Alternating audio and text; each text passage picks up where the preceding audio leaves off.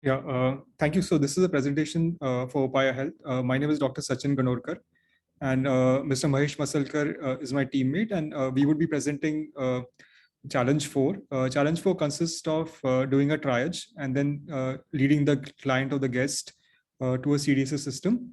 So the workflow first starts. So we are assuming that we are looking at a very hospital where you have 100 to 200 patients per day. And there's a front-end worker who actually is manning the triage desk. So the guest will first come at the reception desk. Could you please go ahead? Thank you. So there's a triage form which is generated at the reception. So basically we have mapped symptoms and conditions to the departments. We have hard coded it right now. But basically, if you in the future, when we have machine learning, I think we can give suggestions for those departments. So I would request Mr. Mahesh to fill the basic details. Thank you, Mahesh. So there's a guest name first, then you enter the age, then you select the gender, then you select non-emergency because we want to go to the department, and we'll select dyspepsia right now. Yeah, thank you. So once you select dyspepsia, so what will happen is there will be a department recommendation which will happen based on this. And once the department is recommended, the front-end worker will also combine their personal experience because there's a suggestion from our system, as well as based on what they see, they will either send it to the gastroenterology department or to the general medicine department. So this ends the part 1 of the workflow. Thank you, Mahesh. So can we go to the next flow? So after this, this particular form is filled, the guest goes to the department.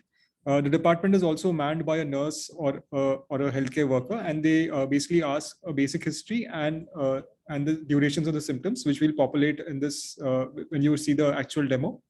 Once this is done, this takes 1 to 2 minutes. So our first part 1 took roughly 30 seconds. The second thing will take roughly 1 to 2 minutes. And then this entire history goes to the symptom called as dyspepsia, which is, so if you see above, there is indigestion or hyperacidity, and there's a SNOMED code. So first, this is an entire checklist or like a CDSS system where the physician will quickly see the presentations, pain or discomfort in the upper abdomen, feeling of uncomfortable fullness, reflux-like symptom, bloating. So they'll select the particular symptom, they'll check the history and the symptoms filled by the nurse. And if you select the nurse, then you would enter the observations. Please scroll down. Yeah. So you'll enter the temperature, pulse, respiratory rate, blood pressure, height. Then you can write the GI symptoms, which is what is acidity, how many days it is, what is the frequency. Could you please scroll up? Yeah. So could you please scroll up the history above?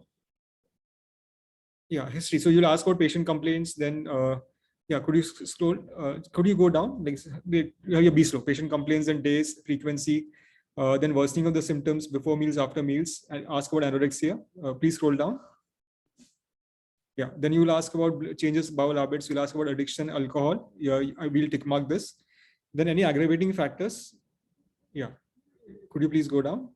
Then any anxiety, depression, stress. Then we'll do a general examination quickly, which the doctor will do. Yeah, could you please go down?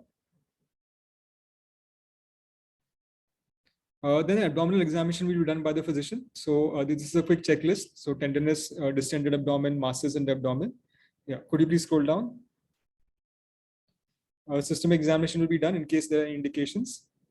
And now we have a trigger of gastroesophageal reflux disease. So based on the combination of symptoms we have chosen above, so our diagnosis or differential diagnosis recommendations happens with the combination of symptoms, what has happened in the history taking, what has happened in terms of aggravating factors, in terms of the systemic examination, and this diagnosis is triggered. So we have multiple diagnoses here, but based on the symptoms what the doctor has suggested, this gives a quick suggestion. And then please scroll down. Then we have the alarm feature. So in case in a very busy setting where you are seeing roughly 40-50 patients per hour, if there is any abnormal symptom selected above, then this alarm feature will get triggered, which will actually tell the physician to be careful and refer them appropriately. Could you please scroll down? Then based on the GE reflux diagnosis, we see the investigations, for example, complete blood counts, ECG, serum electrolytes, and liver function tests. We also see other investigations called as upper GI endoscopy. Could you please scroll down? Yeah, is it ending here? Yeah. So after that, there's a medication list which is there. So once you see the medication list, so what we see here is that in a quick 2 to 3 minute span, the physician has seen the checklist. The physician has looked at the symptoms, the basic questions to be asked, the history taking, and it generates a differential diagnosis or a provisional diagnosis. There are alarm features which get ticked in case anything is abnormal.